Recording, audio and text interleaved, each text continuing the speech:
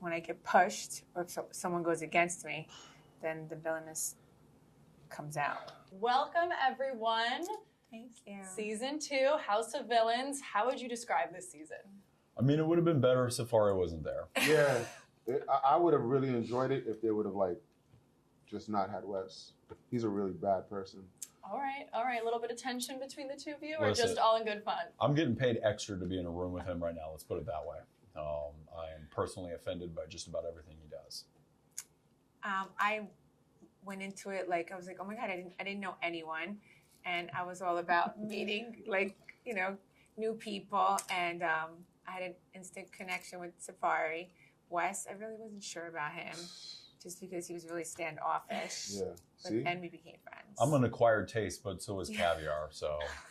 I hate caviar. Oh, I don't there like you caviar go. either. He has no taste, though. Yeah. So. Caviar is a delicacy, so True. It is one of those things. She also is afraid of gingers. Did you know that? Ginger? Yeah, gingers. Oh, She- gingers. I was like, not sure. do you not like the taste? gingers. She's not quite like sure gingers. about the redhead population. I love the red pop. We talked The about red this. pop. They're very rare. Yeah. So that you're one of a kind. They're beautiful. A delicacy, some may say. Yes.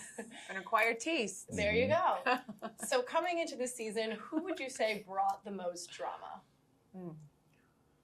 I mean, Teresa in New York definitely had debatably one of the most iconic fights I've ever seen, and I've seen a lot of fights. It was a good little ruffling of the feathers. I think we all did, at certain points. Yeah, when someone pissed us off, and the whole villain side of us came out, right, Safaree? Yeah, I would say that this is the first time I'm going to agree with Wes and say that New York and Teresa, that was, yeah.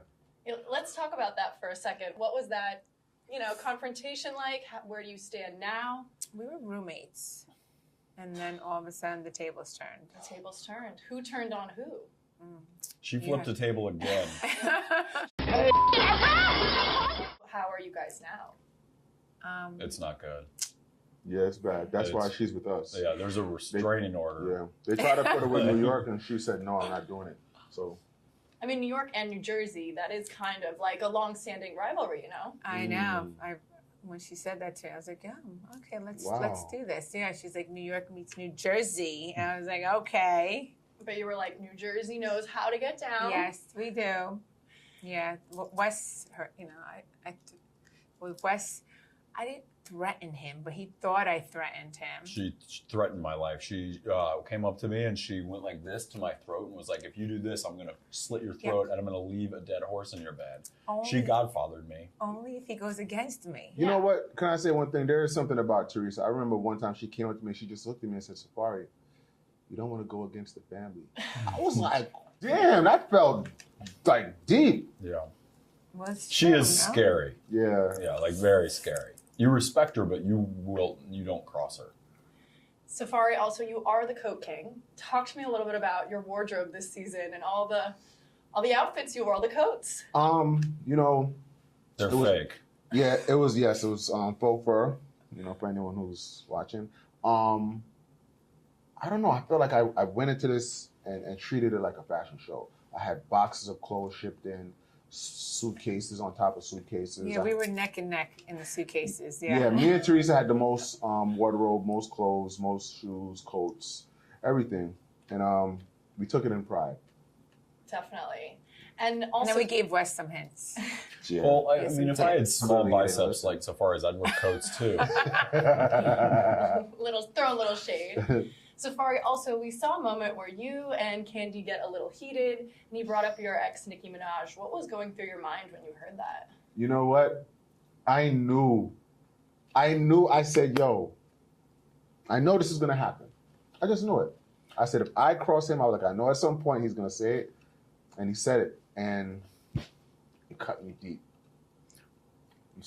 Between them two, I think it was just a lot of sexual tension.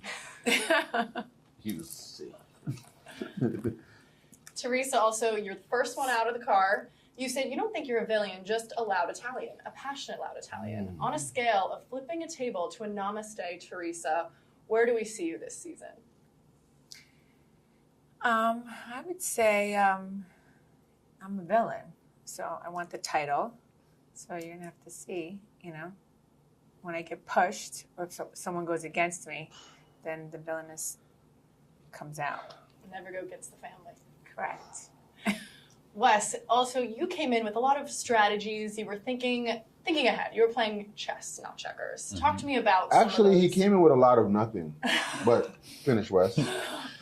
Well, talk to me about some of the strategies that you used. Normally, like my strategies are more effective, but do you know how hard it would be for like an Olympic soccer player to play like pee-wee soccer? Like it's so much worse that it's actually hard for good strategy to work. So I came in with all this like stuff, and then I had to be like, whoa, I got to reel it back like 10 levels. Because this is designed for other like good game players, but then when I saw these two, I was like, "Whoa! I need to bring it way down, like, way down." We spoke with Rich earlier, and he said that no one had a strategy besides him. Oh yeah. What do you think about that? I think Rich was profusely insecure by my presence in the game. Yeah. And I think he would admit that.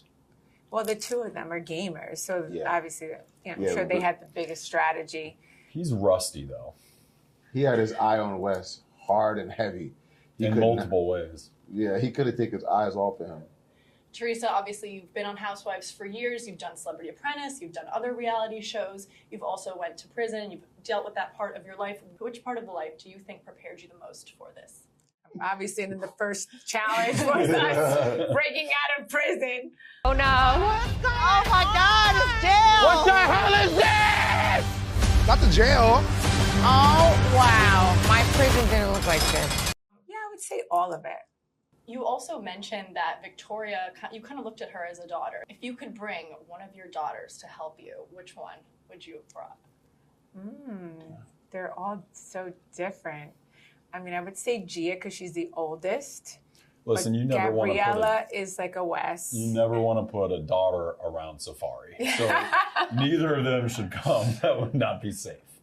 Yeah, Melania's, she would be too. Like she would totally have my back.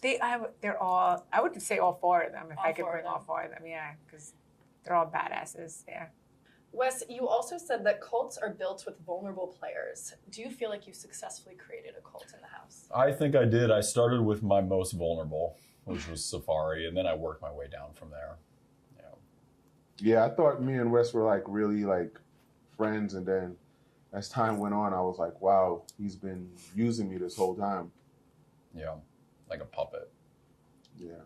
Well, I think he tried to form this cult. How do you think it worked? Pretty well. Yeah. We also saw you go back and forth, though, in some of those decisions. If you were to come back next season, if you could bring some reality TV show villain to join the cast, who would you bring? Anna Delvey? Really? I'm going to kick your ass. I'm really going to kick your ass. Wes, stop saying her name. She should not be in this country. Yeah, she should not be in this country. From my show, I think a good representative might be Devin Walker. He's hilarious. He's a master troll. What do you guys think from maybe your shows? Let's see. I'm going to pick someone else. Let's see. That's a villainous. Let's see. There's so many. Dolores. Could Dolores do it? Yeah. She's not a. She's like always in the middle. So I'm trying to think of villainous. Someone that's a villain. That's a villainous. Maybe Aubrey O'Day. That'd be good. Yeah. Safaree. Honestly, whoever like would know how to cut my hair, because I don't like going away for 6 weeks and not being able to get a haircut 3 times a week. So whoever could give me good haircuts is who I would want to be. There you go. Partnered with. All right. Well, thank you all so much. Thank We're excited you. to watch season 2. Thank you, Thank you. Safaree.